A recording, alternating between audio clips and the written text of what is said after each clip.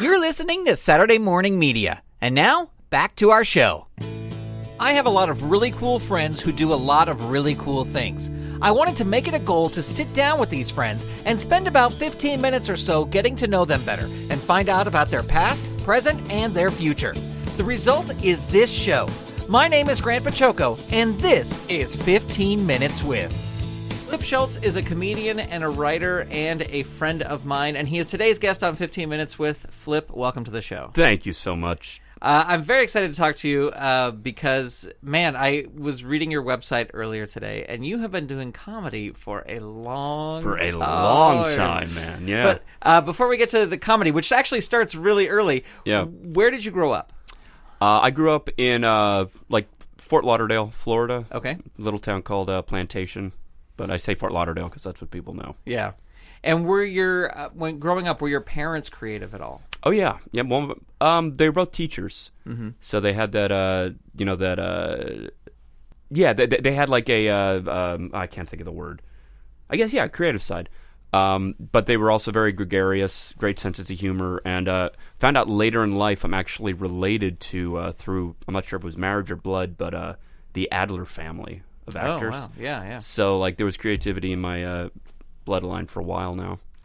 Now, according to your website, you did your first stand-up, your first comedy at 8. At 8, yeah. But was that the first creative thing that really hooked you, was comedy? Or when you were a kid, what was like your real creative interest? That's a good question. Yeah, you know what? It was performing. I think I think all of us as comics, we like being, I hate saying the center of attention, but just we like getting that reaction from people, right. Whether it's attention, laughter, awe, if you're a singer or dancer. So for me, it was always performing. Like my friends and I would put on little shows, but it wasn't until I think I saw Robin Williams, and I saw that as stand-up as a form, as like as a thing, not just telling jokes, not just being funny, but having funny structured. Yeah, that's when I said, "Oh, that's what I want to do." Right. Right. So, you did your first sort of gig at 8? Yeah, it was a summer camp talent show. It was the summer of 1980, and it was Fred Willard. Yeah. You remember? Yeah. Okay. It was a summer camp talent show, and again, I knew I wanted to do stand up, so I put together a quote unquote act, which was like impressions that my dad taught me, but old, like John Wayne and Wallace Berry, and I was doing Reagan because I think I saw Rich Little do it, and but this was funny. This is like instinctually I knew comedy was in my blood, or in my wheelhouse, because I was singing Mexican radio, Wall of Voodoo. Remember that song? Yeah. Because I love that song because it's silly, and I'm just singing it, and the microphone started like dripping down, like the whatever the holder on the microphone was loose. It was like kind of going down. So I took the mic and I adjusted it, and I kept singing, and then it started to go down again, and I adjusted it, kept singing, and then the third time it started going down. Instead of adjusting it, I just started kind of going down with it and still singing. And I remember getting this laugh, and later when you start doing comedy and you hear that rule, oh, comedy's in threes, that's the rule. I went, wow, I knew that instinctually, not to do it at 2, not to wait another. I knew at 3 right. to go down with the mic. That's where the laugh is. Right. So I did that talent show, and I won. And I remember my dad years later told me, like, I didn't think you were going to win. I was getting ready to take you out to ice cream to make you feel better, and then you won. So he was just as surprised as everybody else. But yeah, that's when I first did it, and I just got hooked. So after that, you kept doing comedy, right? Like when you could? Yeah. Like I, in talent, I remember in middle school they had talent shows, which was the first time that I actually got to perform for a big audience. Yeah. And I didn't do stand-up. I did Weird Al. I lip-synced to One More Minute. Yeah. That was my go-to. And I did like some form of comedy in middle school talent shows and then high school talent shows. I actually, on my website, there's a clip of me doing One More Minute from my freshman year of high school. And yeah, and then like anytime there's a chance to perform, whether at that or summer camp stuff or youth group stuff, I'd do that. And then a month after I turned 18, I did my first official open mic. Yeah. Well, it's so funny. It's funny to hear your story, because on the West Coast, while you were over there, I was doing Addicted to Spuds at the middle school, lip sync contest or whatever. Oh, nice. I was one album behind you. Yeah. Or ahead of you, actually. Ahead of, I Dare to Be Stupid, yeah. But let's talk about this, because I know you're a huge Weird Al fan, as I am a huge Weird Al fan as well. Yes. Where did you first hear Weird Al and get into comedy songs and music? Had to be 83, because that's when the first album came out for Al. I remember seeing him on Up All Night on the old USA Network, and I remember he was just like, he was this kid who was like in his 20s with big curly afro, and it was Ricky had just come out. And I just remember that was the first time I had seen like musical comedy, like parody like that. And I'm sure you're the same way. You just saw him and identified with him. Yeah. Because he was different. Yeah. And he was funny. And it's like, that's me. Yeah. Yeah. Well, my thing was also, I don't know if this is the same with you, but my thing also that really hooked me with Al is like, oh, this is a really popular song, but I don't really like this popular song. But here's somebody making fun of this really popular song. Exactly. It's like when, and I know Al has great respect for Nirvana and Kurt Cobain and stuff, but like when he did the parody of that song, I was like, this is everything I feel about this that song. Right. I'm not into like everybody saying how amazing this band is. You know what I mean? Like, anyway. Yeah. No, same thing too. Like, because there was the aspect that he's funny with the lyrics, and what a funny idea.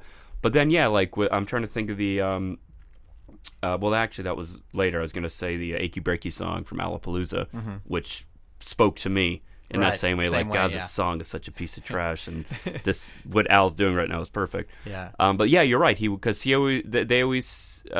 said that what he loves doing is taking what's going on in pop culture and just kind of flipping it on its side. Yeah. Whether it's just making fun of a popular song or using a popular song to make fun of like a social issue or just something that had happened. But yeah, I agree. Like, just he spoke to me. And what was great though, because back in the day, he wasn't what he was popular, but he wasn't what he is now. He's at this point, he's legendary. He's I don't want to say cult, because he's beyond cult, but he's a legendary performer. He's outlived a lot of the people he's parodied. Yeah. But at the time when he was coming up, I'm sure you were like me, he was this kind of almost underground thing. Yeah. Where if you found a kid who knew him, it's like, oh, kindred spirit, Yeah. And it's just so funny how us kids who grew up on Al are now the ones who are like in the entertainment and like kind of the top of the entertainment food chain in a lot of senses. Yeah. And I think that's what also has made Al last, because so many of us who are in the business now grew up with like Chris Hardwick. And grew up with him, and Patton Oswalt, like Jimmy Kimmel, Jimmy Fallon, like all those guys are keeping him alive and letting new people discover him or rediscover him. Yeah, and he's also the nicest guy in the world. Oh yeah, totally. When you were in high school, were you doing theater productions? Like, were you in the plays and stuff? Yeah, I did theater in high school, because again, it was an outlet to perform. And I loved acting. Yes, I did that, but I never got the lead. I was always a goofy kid, Yeah. But I was just happy to be part of it. Yeah. And when you said you were 18, that's when you first started doing comedy, like real comedy stand-up? Yeah, that's when, because I just went into college, and I did my first open mic I think a month. Actually, I'll tell you, it was December 13th, 1992 was my first open mic. Oh, wow. And yeah, I was going to college, majoring in theater, and I didn't do a lot of comedy my first couple of years in college, just because I didn't know where to do it, to be honest. Like, I found out later there was a major comedy club not 20 minutes from my house. Oh, wow. I found that out right when they closed, like a week before they closed, literally. But then another club opened up like 5 minutes from my house called Uncle Funny's, and it was in 94, and that's when I started going regularly to a local comedy club and just starting to learn, basically. Because like when you start, it's what you want to do, but you don't know how to do it. Right. Right. You don't know about joke structure. You don't know really about how to sell a joke and stage presence and rhythm and cadence and all of these little minute details that make up the the whole, the some parts of the whole. So that's where I was going there almost every weekend just to watch and learn and meet and hope that there was a oh, we got 5 minutes, slot. flip you want. Yeah, exactly. Yeah. I think that's what everybody does when they're starting. Did you ever take any classes, any comedy classes, or is it all just from observation watching? Yeah, I learned on the streets, man. I didn't go to school for this. No, I took classes, again, for theater, and I think in theater we may have had some improv, a class or two, but as far as stand-up goes, I just dove, head first and just learned at the clubs. Yeah. And where did you go to college? I went to Broward Community College and then Florida Atlantic University. And what was you said there was a comedy club, nearby your house that you didn't know about, but was there like a comedy scene there during that time? There wasn't a big comedy scene. Like the Florida comedy scene's really blown up from as compared to when I started. But I remember there was a group, like Daniel Tosh was one of the Florida comics that I kind of started up with. He was more Central Florida than South Florida, but our paths crossed many times. And Brett Ernst, you know Brett? Yeah. Yeah, Brett and I went to the same high school. Okay. He was like 2 years ahead of me. So there were some comics that have definitely come, like Brian Regan came out of Florida, Mitch Hedberg. These guys were before my time when I started.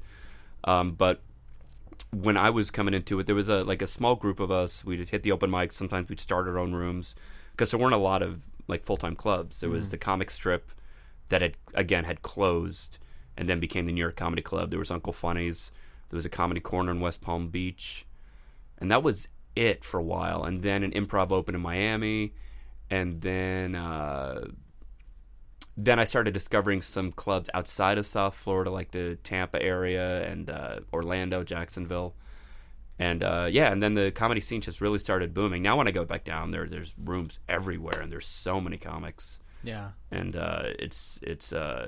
it's nice. It's fun, It's to see, to know that I was kind of one of those early guys that started that second research, that kind of boom happening in Florida. And you are somebody who, at least as far as I can tell from following you on Twitter and stuff, is you tour a lot. Mm-hmm. You go. Did that start early? Like, did you go out on the road as a young comic pretty early? Yeah, I guess it's right when I graduated college. I graduated college in '97, and August of '97 is when I went full time. And I started hitting the road. Around, so I was about my early mid-20s when I started hitting the road, and it was great. I love. Did you do a lot of touring? Not a whole bunch. No, I did a lot of colleges, but that's pretty much it. I didn't do a lot of touring, road type stuff. See, I loved it, man. There was this. Not that I read any Jack Kerouac, but I remember Jack Kerouac really romanticized road life. Yeah. And I had this romanticism about it too, because to me it was like I'm on tour, And yeah. Even though I'm playing like a Holiday Inn lounge for 20 people in Decatur, Alabama, I was still a comedian and I was on tour. Yeah. And I loved it. Yeah. And at this point, it's a little tiring, but now I started doing cruise ships. Which is funny, a lot of I was hesitant to do cruise ships because there was a stigma about it. I'm like, oh, that's where comics go to die, man. Right. This is cheesy buffet jokes and blah blah blah. And then I got offered, and a gig's a gig, and I was like, all right, let me just see what this is about. And I did it, and I started doing a couple, and I'm like, okay, wait a minute, this is like any other, because I've been doing Norwegian ships. And these two ships specifically have dedicated comedy clubs. Oh wow, yeah. And after doing it for a little while, I'm like, okay, wait, this is just like a regular club on the road. The only difference is you have kids in the audience, so you got to be clean. Mm-hmm. Okay, that's fine. I'll do some older jokes that that aren't part of my normal repertoire anymore, but they're clean and they work. And then when I was a little more relaxed doing a club, I started doing more crowd work, which is what I like to do anyway, and like, oh, this is fun. You know, and then it became a really fun gig for me. Yeah. And what's great about the ships as opposed to clubs is, let's say I'm on the ship for a month. Yeah, it's a while. But if I was on the road for a month, it would be a bigger pain in the butt than this, because on the road you got to fly into a gig, maybe rent a car, drive to a hotel, unpack for 4 or 5 days, drive to this club, hopefully have a crowd, do a gig, drive back to a hotel, couple days off. I got to rent, I got to get another room before the next week starts, blah, blah, blah, constantly unpacking, packing. Right. With the ships, they pay for your travel, and then your room is your home for a month. So I get to unpack. I kind of put up, pictures of my wife. I got a little projector set up, and I don't have to constantly travel and unpack and repack. And I make friends. So you're in this I call it, it's like performance summer camp. Right. Because I hang out with all these amazing entertainers, singers, actors, dancers, magicians, entertainment faculty, tech guys, other comics. So it really is like a really fun experience. And the money is a lot better than it is in the clubs. And it's afforded me to live a better life. The only downside is I'm away from my wife and away from my home. Well, and isn't it... I assume because maybe. By the way, this is a hilarious. I hope this is not supposed it's to not be. supposed to be funny. Okay. No. It's about creativity. Okay, so this good. is all good. All right. But I was going to say is like I don't know if this is every cruise ship, and maybe this is not all the experience that you have had. But isn't it like, well, they're paying for you don't have to pay for your room. You don't have to pay for your food. Right. You don't have to pay for your travel. Right. So all that money you make is just going right you're into the making pocket. money. Yeah. So it's pretty great. It saves so much. Like and now I'm about to kind of almost be a hypocrite, because usually when comics ask me what it's like, I say, oh, it's all right. It kind of just because I don't want more comics knowing that it gets a good gig, But I mean, but you really have to be a specific kind of comic to make this work, because there are comics that are either A, too dirty, and they you can't play in front of kids, B, are not good on the road, which I get, or C, just don't know how to adjust to a whole different kind of way of doing it, Yeah. Because there is a well, again, an adjustment factor, But it's nice because it shows me like, okay, I can do comedy in almost any kind of situation. I played the worst bar gigs you can imagine and still did well. I played comedy clubs and killed. I've played corporate gigs and did well. I do cruise ships and do well. Like, so it's not. It's good. It's good when you're that kind of flexible comic, because you can work a lot more. Yeah, for sure. One thing also I wanted to ask you about is on your website you have a great store section with lots of things comedy specials, T-shirts and stuff. Do you produce all that stuff yourself? Yeah. And because I noticed it because I did comedy songs, and so you're What? Yeah, what? But you're kind of like, I became like even though I'm a comedian and I'm not doing clubs, it's like, oh, I'm kind of like an indie musician, because I got to figure out how to press CDs and all that stuff. Absolutely, So did you have to go through that whole process as well as finding out how to do all this stuff? Yeah. Like my first CD I put out in '99, and it was so much fun doing that one. But I didn't know anything about it. Luckily, I had a friend of mine who was ahead of the curve as far as tech and internet goes, and he had like a little board, and he did his own online audio content. So he came to a comedy club. It was Rascal's Comedy Club that used to be in Miami, and he taped my set, and then I think he used an old DAT recorder for it, and then he did all that stuff, but I was watching him, and then I found a place. I remember this CD manufacturing, this guy did it, and I went there and ordered it and everything. And then I did a second CD through a label, Laugh.com. And then on my third CD, I was like, I think I could do this, because I'd also worked at a local radio station in Florida for about a year, and I saw how one of the guys was editing using Cool Edit Pro, if you remember that program. Sure, yeah. So I got a hold of that, and I watched him do it. So I learned how to do it. And then my third CD, I just said, let me see if I can do this myself. And then I found disc makers online, and a buddy of mine did the graphics for the next couple CDs, but then I learned how to do graphics on my own. So now the last 2 or 3 CDs I did pretty much all on my own. Yeah. And you're right. It's like learning how to be an indie producer on your own, but it saves so much money by knowing how to do it. Yeah. And same with the video stuff. Like the first DVD I did, again, same friend videotaped me, and did he? No, I did the edit of that. I learned how to do video editing.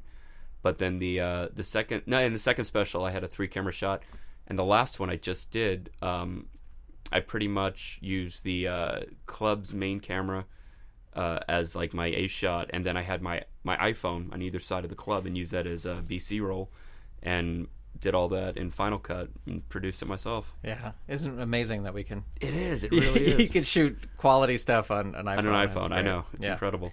Your wife Allison is also a comedian as well. And what's it like being married to another comedian? How's that relationship? I don't have to get details, but I'm just saying another performer. Late at night. You know what? It's funny too, because like I met her literally her second time ever doing comedy.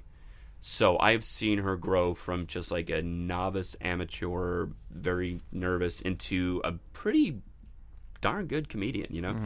And it's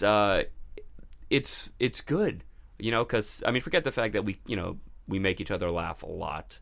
But like, for example, a couple days ago, you and I were both at Flappers for the Gong Show audition. Yeah. And you were doing one of your songs, and I did a character that I do, which is I want to ask you about. That was my next question. Okay. Is about that character. So. Okay. But, I mean, you could talk about him. Okay. Well, I'll touch on it now, and then we can talk about it in a second. But basically, and I know you said this is a cleaner show, so I will clean this up as much as I can.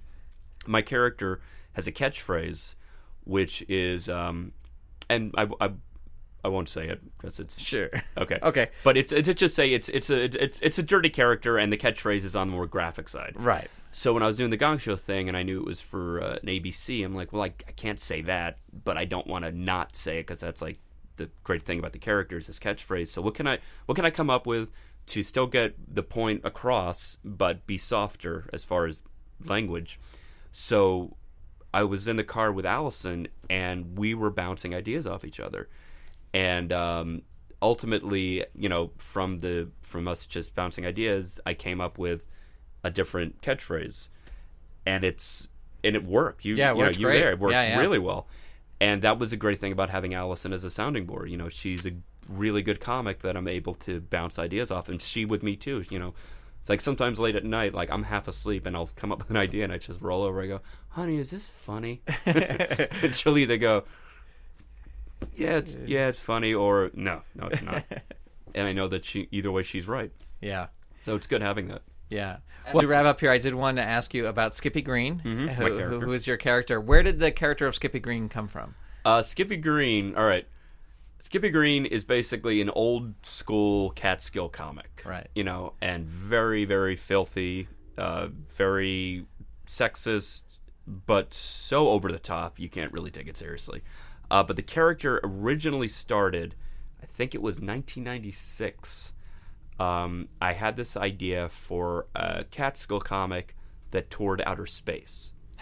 That's what Skippy Green, that was the germ of Skippy Green. And I go like, I went to Mars. They gave me a shot of chocolate. You know where I got a shot of chocolate? At a Mars bar. Then I went to Venus. I met a man who couldn't see. He was a Venetian blind. So that's where the character started. And I remember I did it once. I was hosting at the Comedy Corner in West Palm Beach, and I just did this little character piece, part of my set, and it bombed. So in my head, I'm like, all right, this is stupid. Don't do this anymore. And I had a couple other characters I was kind of developing at the time. And then I moved to L.A., and I had an audition at the Laugh Factory, and you needed to have a character. And I realized this when I got there. They told me that, and I'm like, I have nothing. The only thing I have is a Skippy Green thing, because I had like a little 3-minute kind of like act as Skippy. So I remember I ran across the street from the Laugh Factory to the smoke shop. I got a cheap little cigar, and I did the character, and it got laughs. Because, and again, as a comic, you know that the more you do comedy, the better you get at it. Right. So years later, you can revisit an old joke or an old bit and go, oh, this works now because I'm a better comic. I know how to sell better. I know timing, whatever. So the character did well, and I started kind of playing around with him some more.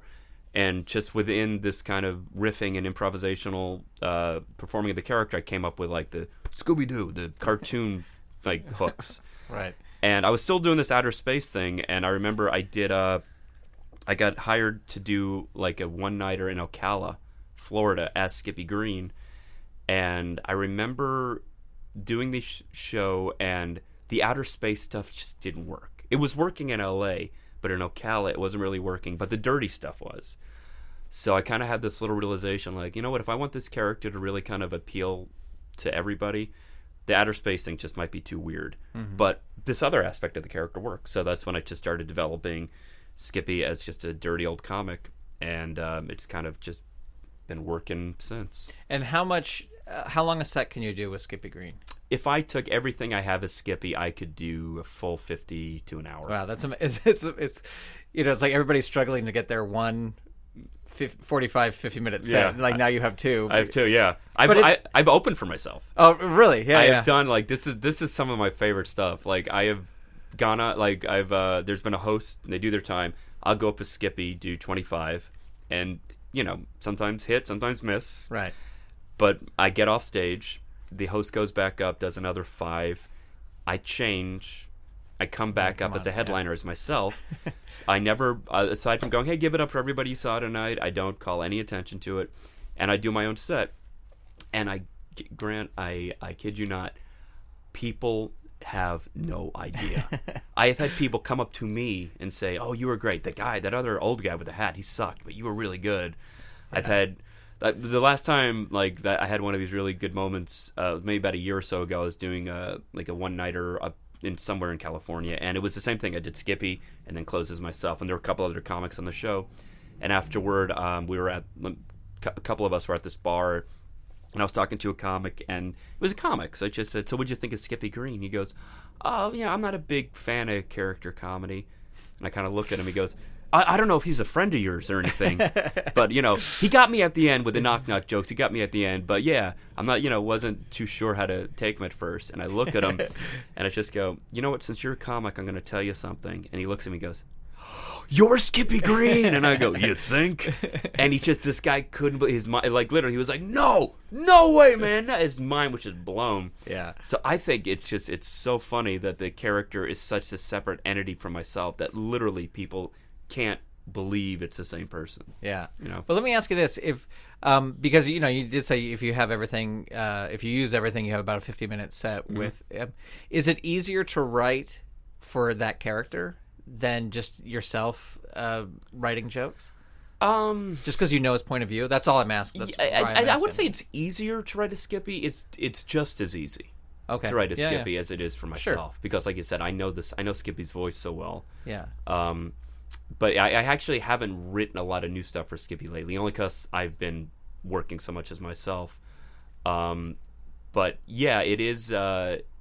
It is just as easy, because if I get sometimes like this, this happened actually at the Flapper set. If you remember the joke I did as Skippy about women are like sunglasses. Yes, that was originally my joke, and I did it on a TV spot, and I did it on a CD. And it was never like a kind of joke. It got good laughs, but it is a little kind of poking fun at women, right? And which is not so much my character on stage. I riff on my wife, but not women as a whole. But the joke was perfect for Skippy, and it never occurred to me. And Allison, again, this is another thing about being married to a comic. Because we were trying to figure out how to do a 3-minute Skippy set, and she goes, well, what about doing the sunglasses joke for Skippy? And I'm like, that is brilliant. Yeah, and then it worked great. And it worked great, yeah, because it perfectly fits that character. So a lot of times I will come up with a joke, and I'm like, you know what, this joke it's too edgy, it's too dirty, it's too this, it's too that for me, but I have an outlet for it as this character. So it really is it's a wonderful... it's a wonderful tool to have. Yeah. That I have this character, because he's my id. Right. He's everything I'm not as a man, as a performer.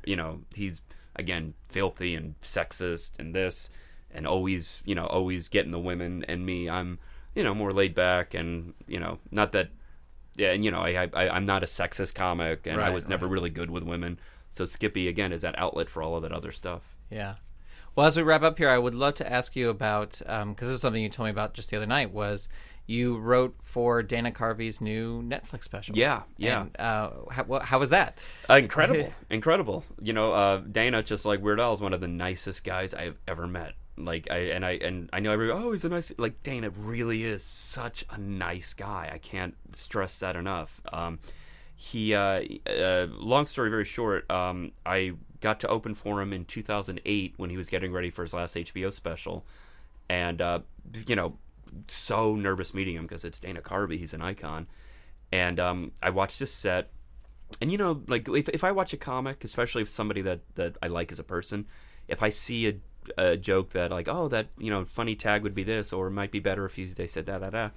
So I was watching Dana's act, and I just took some notes, and in between shows, I said, look, I don't know if you take ideas. He goes, yeah, what do you have? So I told him all these tags, and he liked a lot of them.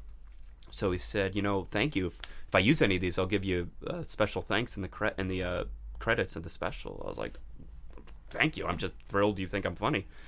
And then lo and behold, he used a couple of my jokes, and there's my name at the end of the credits for his last HBO special. And then we kind of lost.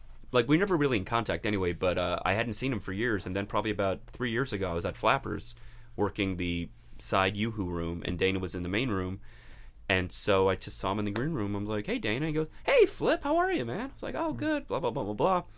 And I watched his set in Flappers, and again, I had a couple of ideas, and he said, oh, these are great, thank you. And he emailed me a couple of months later and said, my kids are getting into comedy, and you're a really good writer, and I love, the way you write, and you're very organized and structured. I think they could learn a lot from you. Can I pay you to kind of write with them? And I was like, yeah, of course. I do it for free.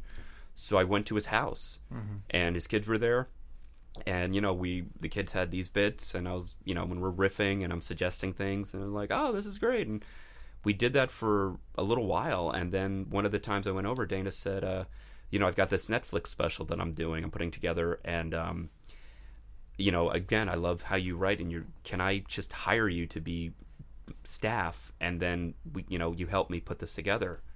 And I was just, I almost started, like, laughing, like, yes, of course, are you kidding me? So, yeah, for months, I went to his house, and he'd do spots, like, at the Ice House or at Flappers, and I'd go with him, and he'd give me stage time, and then I'd watch the set and take notes, and then we go to his house, and it was the coolest thing. It's like, we're like, well, this bit goes here, and we had like a cork board with post-it notes for bits. I'm like, well, I think this goes here, this would flow better to this, and remember that line if we use that there, blah, blah, blah.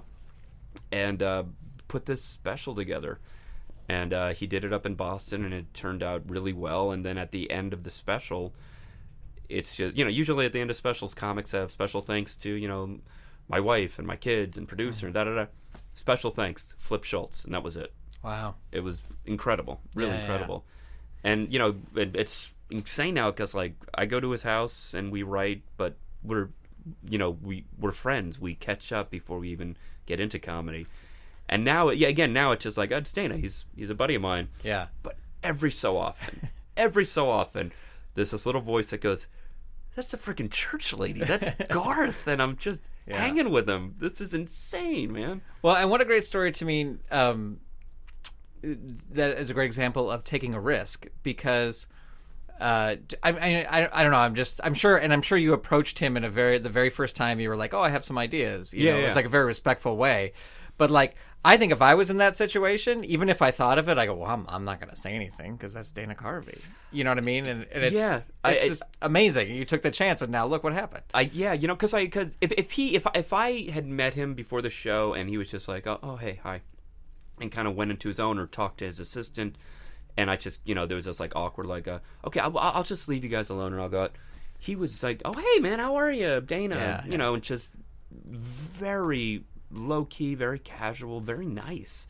So I think that also made it easier for me to approach him. Right. And also because I there were some lines where I'm like, oh, this is so funny.